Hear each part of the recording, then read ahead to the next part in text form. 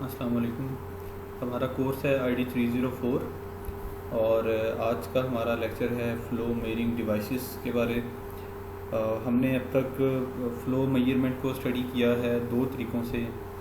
हमने ये डिस्कस किया कि फ़्लो को मेजर करने के लिए हम एक वॉल्यूमेट्रिक मेथड यूज़ करते हैं, जिसके अंदर हम लैब के अंदर या फील्ड में भी हम किसी भी स्ट्रीम का फ़्लो स्टोर करते हैं किसी स्टोरेज बकेट के अंदर या स्टोरेज टैंक के अंदर, या कोई भी स्टोरेज रेजरवायर पाउंड के अंदर हम उसे इकट्ठा कर सकते हैं। और हम उसके इस इकट्ठा करने के टाइम को नोट करते हैं और इनका जो वॉल्यूम ओवर टाइम का जो रिलेशन है that is the flow rate. और दूसरा तरीका हमने ये स्टडी किया था कि हम किसी भी रनिंग स्ट्रीम का अगर क्रॉस सेक्शनल एरिया ले लें किसी पॉइंट के ऊपर, तो उस पॉइंट पे वाटर की वेलोसिटी और उसका जो क्रॉस सेक्शनल एरिया है इन्हें मल्टीप्लाई करें तो ये भी हमें डिस्चार्ज दे सकते हैं। तो आज के लेक्चर में हम देखेंगे कि इस काम को करने के लिए डिवाइसें कौन कौन सी हैं। तो इसे करने के लिए कई किस्म की डिवाइसें हैं यूज़ होती हैं, वेलोसिटी बेस्ड होती हैं कुछ, और कुछ जो है वो चैनल की ज्योमेट्री बेस्ड होती हैं। तो तीन किस्म की डिवाइसें हैं नॉर्मली जो इस कोर्स में डिस्कस की जाती हैं। The first one is VS and orifice and flumes. तो VS जो हैं ये ओपन चैनल के लिए स्टडी की जाती हैं, और ओपन चैनल के अंदर इन्हें यूज़ किया जाता है। इनके और भी कई पर्पसेस हैं, और जो यहाँ पे जो इसे डिस्कस करने का मकसद है वो है for the purpose of flow measurement. और दूसरी ऑरिफिस हैं। ऑरिफिस पाइप फ्लो के अंदर स्टडी की जाती है। पाइप फ्लो से मुराद वो फ्लो कंडीशंस है जहाँ पे जो रोल है वो एटमॉस्फेरिक प्रेशर का नहीं होता, वहाँ पे रोल जो हाइड्रोलिक प्रेशर है, पिज़ोमेट्रिक प्रेशर है, उसका रोल वहाँ पे होता है। और फिर तीसरी डिवाइसेस फ्लूम्स हैं। फ्लूम्स यूज़ की जाती हैं अंडर फील्ड कंडीशंस। ये कैलिब्रेटेड डिवाइसेस हैं जो कि एम्पिरिकल अप्रोच के ज़रिए हमें डिस्चार्ज की वैल्यू देती हैं। तो first one is wear. What is wear? Wear is an obstruction in the channel. ये एक किस्म की रुकावट है किसी भी चैनल के रास्ते में, जिसे कि जिस तरीके से ये नज़र आ रही है, जिसे कि कंस्ट्रक्ट किया जाता है या उसे आप इंस्टॉल कर सकते हैं in order to regulate the flow. यानी अगर आपके पास अनलाइन ज्योमेट्री है तो उस अनलाइन ज्योमेट्री को आपने एक proper geometrical regular geometrical shape के अंदर लाना है। तो उस पर्पस के लिए आप वहाँ पे जो कंस्ट्रक्शन करते हो इस तरीके से जिससे हेड रेज हो जाता है वाटर का ऑन अपस्ट्रीम साइड, तो इससे आप उसकी जो शेप है उसे रेगुलर कर लेते हो और आपका जो वर्क है यहाँ पे वो आसान हो जाता है। यानी आपने फ़्लो मेजरमेंट करनी है, या अगर आप यहाँ से वाटर की डाइवर्जन करना चाह रहे हो तो इस पर्पस के लिए आप वाटर को हेड रेस करना चाहोगे, तो इन पर्पसेस के लिए वियर को कंस्ट्रक्ट किया जाता है। तो हमारा यहाँ पे डिस्कस करने का जो मकसद है वियर का, वो उसकी एबिलिटी है to measure the flow rate of the channel. ठीक है, तो हम देखते हैं जी वियर की जो मेन पार्ट होता है वो उसका क्रस्ट होता है। जिस तरह के ये इस फिगर में नज़र आ रहा है, ये जो नीचे वाला हिस्सा है जहाँ से सारा फ्लो पास कर रहा है, अगर हम इस फिगर में देखें तो ये वो हिस्सा है। तो ये हिस्सा इसका क्रस्ट कहलाता है, यानी जिस जगह से ये सारा फ्लो पास कर रहा है इस हिस्से को हम क्रस्ट कहते हैं। तो ये जो वाटर की ऊपर से एक वेन बन रही है, या वाटर की ये जो शीट इसके ऊपर से बन रही है, इसे कहा जाती, इसका जो टोटल हाइट होती है इसे हम हेड यहाँ पे कंसिडर करते हैं। यानी इस क्रस्ट से नीचे का जो वाटर लेवल है इसे हम कहेंगे ये बिल्कुल डेड लेवल है, और ये जो ऊपर ये जो शीट बन रही है, ये जो वाटर फ्लो कर रहा है, ये इसका हेड कहा जाता है। इसे एच से डिनोट किया जाता है और इसे मेजर किया जाता है from the top of the crest to the water surface. तो ये जो हाइट है इसे एच से डिनोट किया जाता है। तो दो चीज़ें इंपॉर्टेंट होती हैं वियर के अंदर नोट करने के लिए, एक उसका हेड होता है यानी वाटर की हाइट, और दूसरी चीज़ होती है उसकी विड्थ कितनी है, यानी ये बी की वैल्यू कितनी है। ठीक है जी, यानी लेंथ ऑफ क्रस्ट कितनी है, और दूसरी चीज़ हेड ऑफ वाटर कितना है। तो जो वियर की क्लासिफिकेशंस है वो कई तरह से हो सकती है। फॉर एग्जांपल एक है जी classification based on the edge of the crest. On edge of crust there are two type of crust. One is sharp crusted vias and the other one is broad crusted vias. And similarly the classification based on the length of crust, there are two types. The one is suppressed wear and the other one is contracted wear. तो हम इन्हें one by one आगे discuss करते हैं. इसी तरीके से geometrical shape में वो रेक्टेंगुलर वियर भी हो सकती है, ट्रायंगुलर वियर भी हो सकती है और ट्रेपेजॉइडल वियर भी हो सकती है.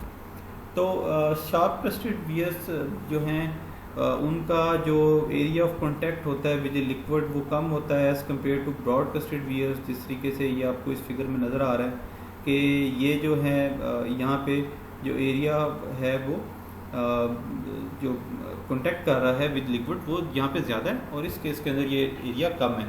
तो इनसे जो फ़र्क पड़ता है वो कॉन्ट्रैक्शन के अंदर फ़र्क पड़ता है. जो लिक्विड गुजर रहा है वहाँ से उसके इफेक्टिव एरिया पे यहाँ पे इससे फ़र्क पड़ जाता है. फिर जी टाइप आ जाती है सप्रेस्ड और कॉन्ट्रैक्टेड वियर की. ये इंपॉर्टेंट टाइप है. यानी अगर आपके पास जो चैनल है जिसके अंदर आपने वियर इंस्टॉल की है, अगर उस चैनल का उसकी विड्थ और आपके वियर की क्रस्ट वो दोनों सेम हो तो इस केस में हमारी जो वियर है वो सप्रेस्ड वियर कहलाएगी. और अगर हमारे चैनल की विड्थ ज़्यादा है तो इस केस के अंदर हमारी जो वियर है वो कॉन्ट्रैक्टेड वियर कहलाएगी. ठीक है. तो मैं ये इस फिगर से आपको दिखा देता हूँ.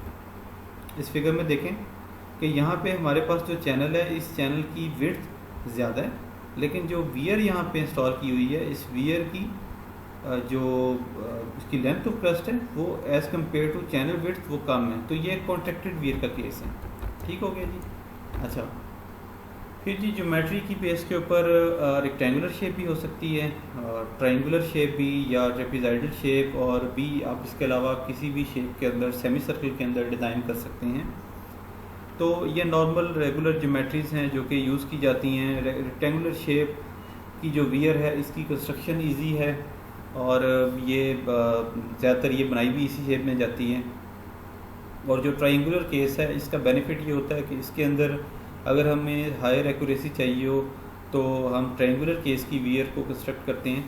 और ट्रेपेजॉइडल केस के अंदर जो हमारी एक्यूरेसी है वो ऑलमोस्ट एक जैसी रहती है for small flow rate and for large flow rate. Okay, तो जो डिस्चार्ज फाइंड करने का formula using a rectangular wear है वो है 2/3 CD 2G length into head rest पर 3/2 2G अंडर रूट. तो 2/3 कांस्टेंट हो गया है. CD हमारे पास क्या है जी? CD यहाँ पे कोफिशिएंट ऑफ डिस्चार्ज है. कोफिशिएंट ऑफ डिस्चार्ज से मुराद ये हमें ये कोफिशिएंट है जो कि रिलेशनशिप देता है एक्चुअल डिस्चार्ज और थ्योरेटिकल डिस्चार्ज के दरमियान.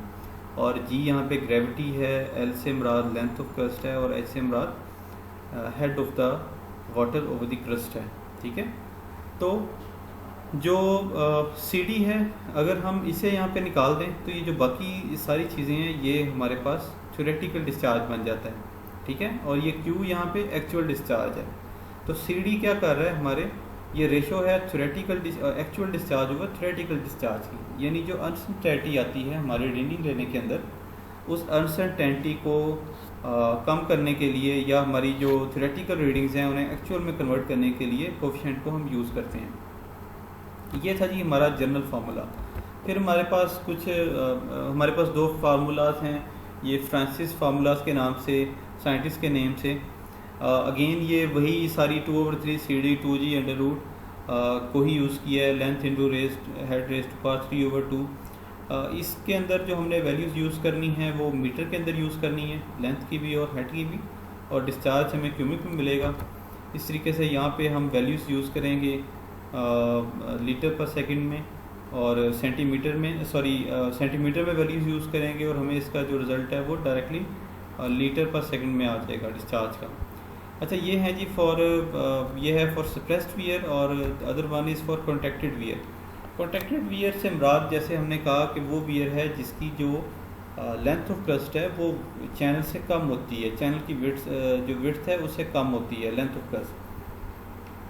तो इस वियर में जो कॉन्ट्रैक्शन आ रही होती हैं, मे बी ये एक एंड से हो, मे बी दो एंड से हो, या अगर आपकी टोटल चैनल डिवाइड है इनटू नंबर ऑफ बेज, तो उसमें हर एक बे की दोनों साइडों पे कॉन्ट्रैक्शंस होंगी, तो आपकी जो नंबर ऑफ कॉन्ट्रैक्शन की वैल्यू है वो उस हिसाब से ज़्यादा भी हो सकती है। ठीक है, तो एन से मुराद यहाँ पे नंबर ऑफ कॉन्ट्रैक्शंस हैं, एच सेम है, H is the head of water and L is the length of gust, और अगेन हम इनकी वैल्यू सेंटीमीटर में यूज़ करेंगे। ठीक है जी। फिर ट्रायंगुलर वियर के लिए हमारे पास फार्मूला है 8/15 CD। CD is against coefficient of discharge here tan theta is the angle which shows the slope of the channel, यानी स्लोप ऑफ द वियर, और ये जो एंगल है ये हो जाता है आपकी जो भी साइड है एक ट्राइंगल की, उसका वर्टिकल के साथ एंगल हो जाता है। यानी आपकी अगर ट्राइंगल राइट एंगल ट्राइंगल है तो उसका आप हाफ कर लें, तो जो हाफ एंगल है वो थीटा एंगल होगा।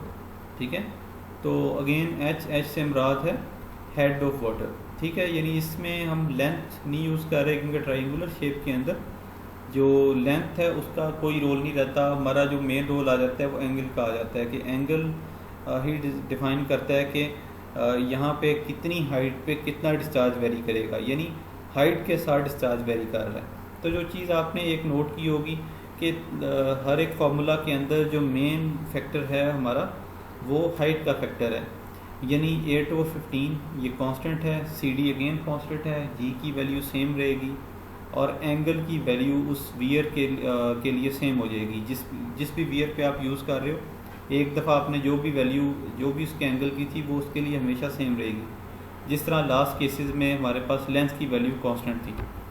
तो जो ओनली फैक्टर जो कि रिफ्लेक्ट करता है वैल्यू ऑफ डिस्चार्ज को, डेट इज़ हेड। हेड की ज़्यादा वैल्यू ज़्यादा डिस्चार्ज को शो कर रही होती है, सिमिलरली हेड की कम वैल्यू कम डिस्चार्ज को शो कर रही होती है।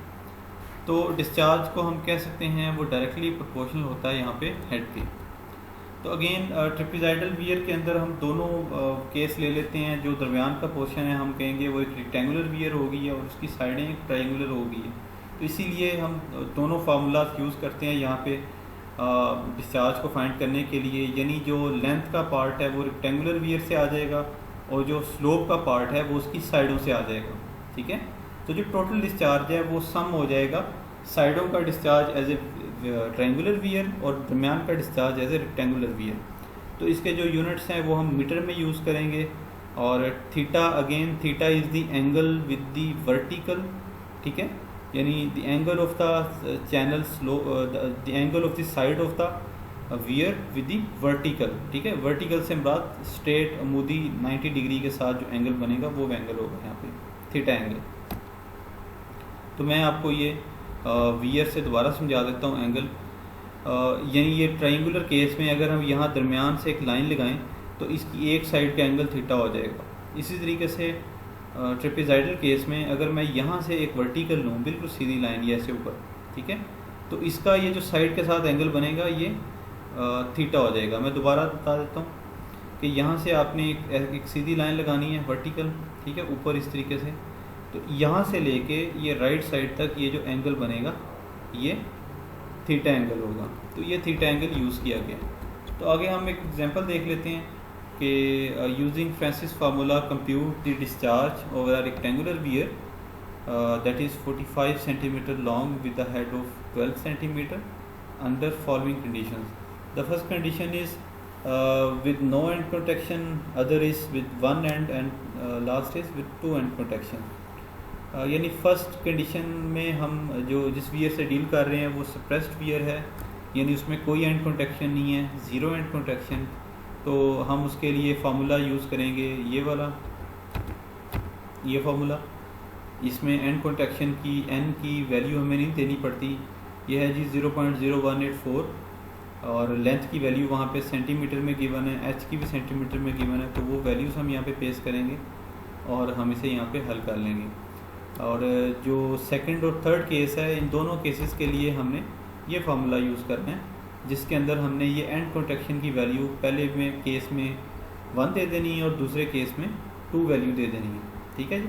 तो बाकी चीज़ें सेम हैं, लेंथ और हेड वो सेम है, तो ये हमें डिस्चार्ज की वैल्यूज़ तीनों केसेस में आ जाएंगी। इसी तरीके से ये एक एग्जांपल है जी, water flows over a suppressed weir 1 metre wide. 1 metre wide से मुराद ये उसकी विड्थ बताई गई है, यानी लेंथ ऑफ क्रस्ट बताई गई है, at the head of 15 centimetre, और ये बताया गया है कि हेड जो है उसका वो 15 सेंटीमीटर है। तो हम इस 1 मीटर को सेंटीमीटर में कन्वर्ट करेंगे तो ये 100 सेंटीमीटर हो जाएंगे। ये एल की वैल्यू आ गई है हमारे पास, और ये एच की वैल्यू 15 सेंटीमीटर है।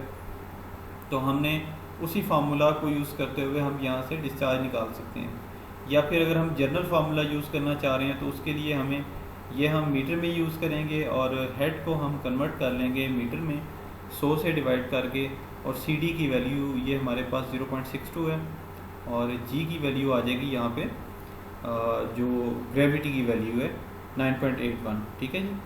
Again find out the depth of water through a right angle triangular weir if the discharge through the weir is, हमें यहाँ पे डिस्चार्ज गिवन है और सी डी गिवन है। तो हम देखते हैं कि ट्राइंगुलर के केस के अंदर हमें क्या क्या चाहिए होता है। हमें क्यू चाहिए होता है डिस्चार्ज, सॉरी क्यू हमने फाइंड करना होता है, हमें हेड चाहिए होता है, हमें जी चाहिए होती है, और सी डी चाहिए होता है। सी डी की वैल्यू गिवन है और हेड की गिवन है, सॉरी क्यू की गिवन है। तो हेड हमने फाइंड करना है, और जी की वैल्यू 9.81 होती है। ठीक है, ये आप जानते हैं। तो आप क्या करेंगे, ये डिस्चार्ज की वैल्यू वहाँ पे जो 0.106 क्यू में गिवन है वो लगाएंगे, और सी डी की वैल्यू लगाएंगे वो 0.59 गिवन है, और जी की वैल्यू लगाएंगे। और tan थीटा उसने ये बताया कि हमारे पास राइट एंगल ट्राइंगल है, यानी राइट एंगल से मुराद 90 डिग्री है। अगर हम उसका हाफ करें डेट इज़ 45 डिग्री, और tan 45 की वैल्यू 1 हो जाती है। ठीक है जी। तो इसका मतलब है उस इक्वेशन में tan एंगल का ये जो हिस्सा है ये वैसे ही ख़त्म हो जाएगा। तो आपको सिर्फ ये वैल्यूज़ लगानी है, 8 और 15 लगाना है, सी डी की वैल्यू और 2G की वैल्यू और Q की, और H आपने वहाँ से मिसिंग है, H आपने वहाँ से फाइंड कर देना है, यानी ये सी डी की वैल्यू है और ये Q की वैल्यू है। तो एंड पे हम देखते हैं इनके जो एडवांटेजेस या डिसएडवांटेजेस हैं। जो सबसे बड़ा एडवांटेज होता है वियर को इस्तेमाल करने का, एक्यूरेसी तो इसमें होती है। जो इसका एडवांटेज होता है हमें वो ये होता है कि हम इसे ओपन चैनल्स के अंदर बड़े आराम से इस्तेमाल कर सकते हैं, और बड़े आराम से हम इसे कंस्ट्रक्ट कर सकते हैं, जिसके लिए हमें कोई बहुत ज़्यादा स्किल्ड लेबर नहीं चाहिए होती। और हम जो यानी एक नॉर्मल जो स्किल्ड बंदा है वो भी इसे कंस्ट्रक्ट कर सकता है और इसे इंस्टॉल कर सकता है। हाँ, इसकी रीडिंग के लिए हमें स्किल्ड बंदा ज़रूर चाहिए। और जो इसका सबसे बड़ा फ़ायदा ये है कि चूँकि इससे जो वाटर सरफेस है ऊपर इसकी ऊपर फ्री होती है बिल्कुल। जो ऊपर डेब्रिस वगैरह होंगी या जो फ्लोटिंग ऑब्जेक्ट्स होंगे उनके लिए कोई हर्डल नहीं क्रिएट होगी, वो बड़े आराम से इससे पास कर जाएंगे और हमें उससे कोई प्रॉब्लम नहीं आएगी। तो फिर जो इसकी लिमिटेशंस हैं वो एक तो ये है कि इसमें हेड जो है वो लॉस होता है। ठीक है, हमें जो हेड है वहाँ पे उसकी लॉस होती है। और दूसरा जो प्रॉब्लम है वो ये है कि जहाँ पे भी हम वियर कंस्ट्रक्ट करते हैं या इंस्टॉल करते हैं तो अपस्ट्रीम साइड पे सिलिटेशन शुरू हो जाती है, यानी जो लिक्विड के अंदर सिल्ट होती है, सिल्ट पार्टिकल्स हैं वो अपस्ट्रीम साइड पे वहाँ पे सेटलिंग स्टार्ट कर देते हैं और अल्टीमेटली जो बेड होता है वहाँ पे वो रेज करना शुरू कर देता है और जो सिल्ट का प्रॉब्लम है वो उस चैनल में अपस्ट्रीम साइड पे आना शुरू हो जाता है। तो ये जी हमारा वियर के ऊपर लेक्चर था। नेक्स्ट लेक्चर में हम ऑरिफिस को डिस्कस करेंगे। तो इसमें आपके जो क्वेश्चंस हैं वो आप मेरे से ग्रुप के अंदर डिस्कस कर सकते हैं।